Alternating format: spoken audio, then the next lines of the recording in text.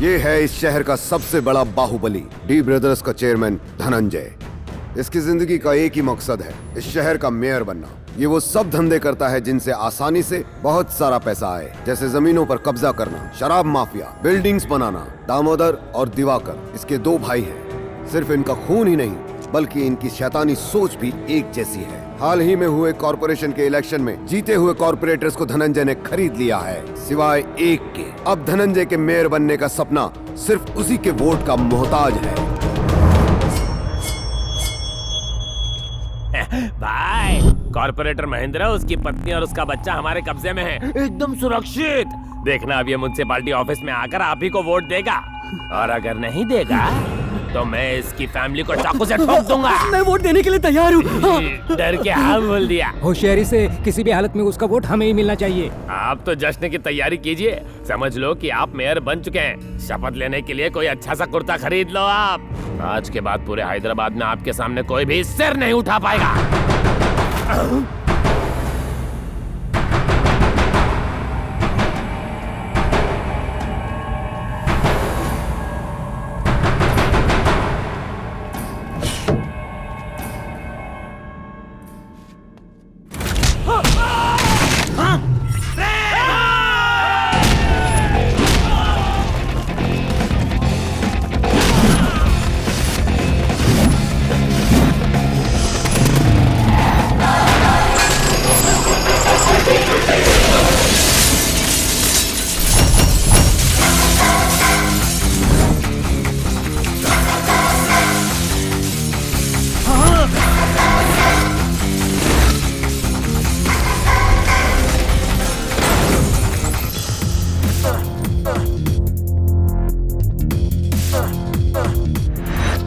किसने भेजा बे तुझे यहाँ? शेर खुद के अलावा किसी और के ऑर्डर्स फॉलो नहीं करता। तुम जैसा कुत्ता नहीं हूँ मैं। मेरा नाम टाइगर है, यंग टाइगर।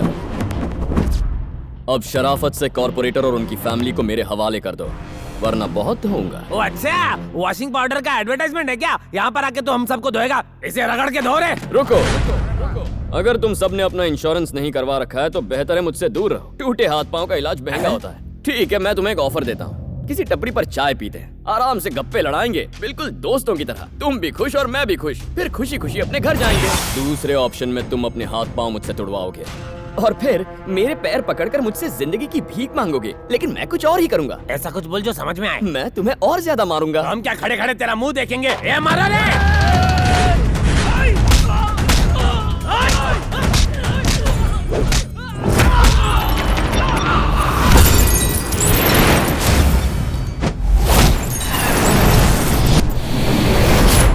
तेरा दोस्ताना वाला ऑफर अच्छा है, वो तो सुना है ना। खूब जमेगा रंग जब मिल बैठेंगे तीन यार, तू, मैं और मोदी की चाय पीकर दिल का कमल खिल उठेगा। वन टाइम ऑफर था, एक्सपायर हो गया।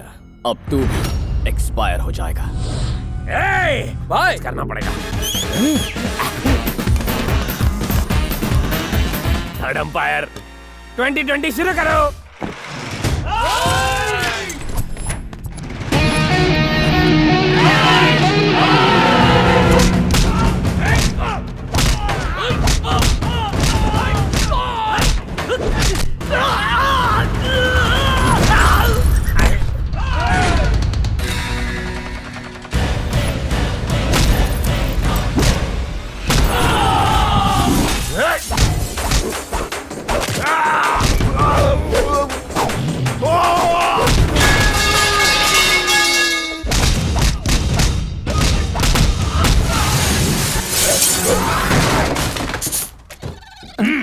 नीचे उतरो ना, बंदर मदारी से नहीं बचेगा।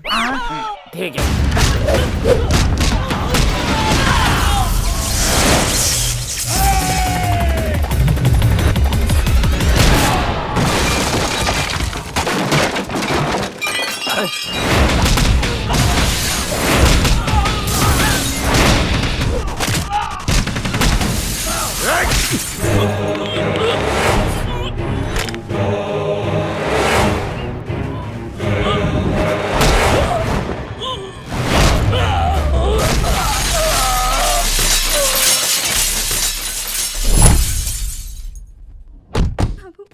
तारीफ में कुछ कहना चाहूंगा। तुम्हें बुलेट पर देखते ही समझ गया कि तुम बुलेट राजा हो। किसी को मारना हो तो बुलेट बन जाता हूँ, और जब किसी को तबाह करना हो तो बुलडोजर। भैया रुकिए, पागल हो गए हैं क्या आप? मेयर नहीं बन पाया तो क्या फायदा, पागल हो जाऊंगा मैं, मेरी जिंदगी बर्बाद हो जाएगी। किसने किया ये सब? कौन था वो जिसने ये सब किया? कौन था वो? खराब हो जाएगी। बोल कौन? मैं नहीं जानता भाई, इससे पहले उसे कभी नहीं देखा। दिखने में कैसा था? कैसे दिखता था? वो दिखने में शिकार करता हुआ टाइगर जैसा था। मुझे वो आदमी चाहिए, किसी भी हालत में चाहिए। लगता है ये उसे जानता है। मैं तुम्हें मुंह मांगी कीमत दूंगा, तुम जो चाहोगे दे दूंगा, सिर्फ उसका नाम बताओ। मेरा नाम ले सके इतनी हिम्मत तेरे किसी चमचे में नहीं। मैं वो हूँ जो यहाँ तेरा पॉलिटिक्स खत्म करने आया है। कौन हो तुम? नाम जानना जरूरी नहीं है, बस काम की 3 बातें याद रखना। नंबर 1, जिस मेयर की पोस्ट को पाने के लिए तू इतना तड़प रहा है वो तुझे कभी नहीं मिलेगी। नंबर 2, जिस नाम, इज्जत और शोहरत का तुझे इतना घमंड है, मैं उसकी धज्जियां उड़ा दूंगा।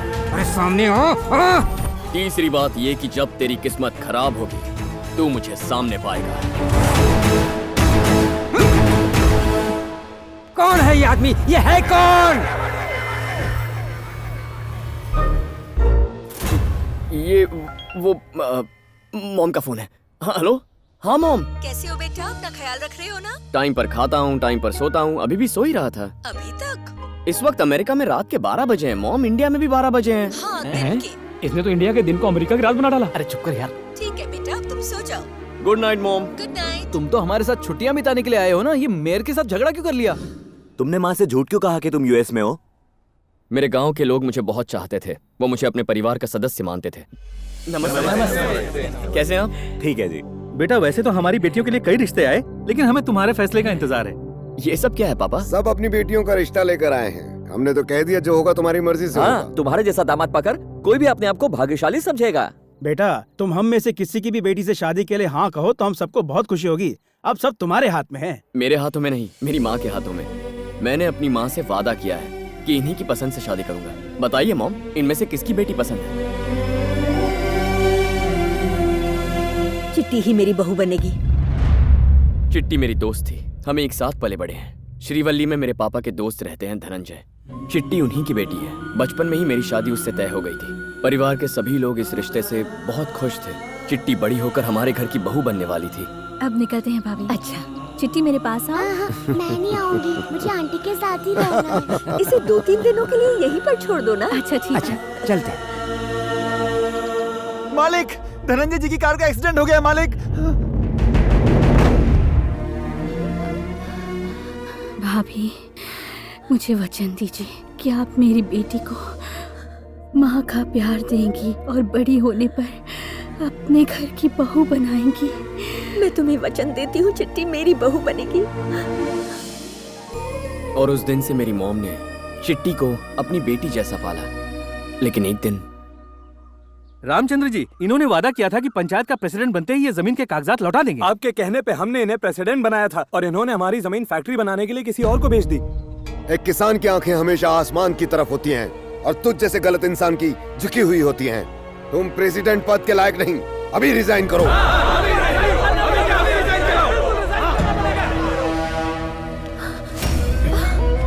भाई साहब, तुम्हारे पति ने मेरी बेइज्जती करके ठीक नहीं किया है अब उसे, और गांव वालों को दिखाऊंगा ये धनंजय क्या बड़ा। मैं चिट्टी को अपने घर की बहू मान चुकी थी। पापा, अंकल गांव से क्या चले गए, उन्होंने हमें भुला दिया। चिट्टी की माँ गुजर गई और वो रिश्ता खत्म हो गया। लेकिन मॉम ने आज तक अपना दिया हुआ वादा नहीं भूला है। मॉम के लिए आप ही उनके सब कुछ हैं। आपको भी उनके जज्बात समझने चाहिए। आप लोग मुझे माफ कर दीजिए, मेरे बेटे का रिश्ता पहले से तय हो चुका है।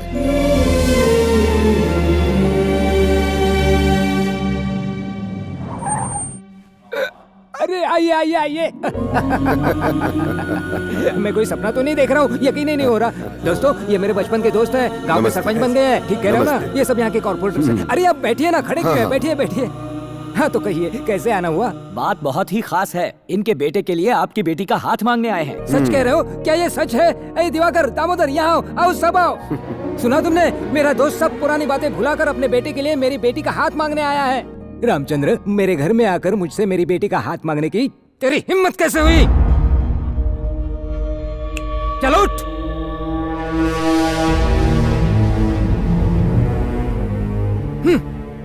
ये क्या रामचंद्र, पहले तो पूरे गांव के सामने मेरी बेइज्जती की और आज यहाँ मुंह उठाकर चले आए।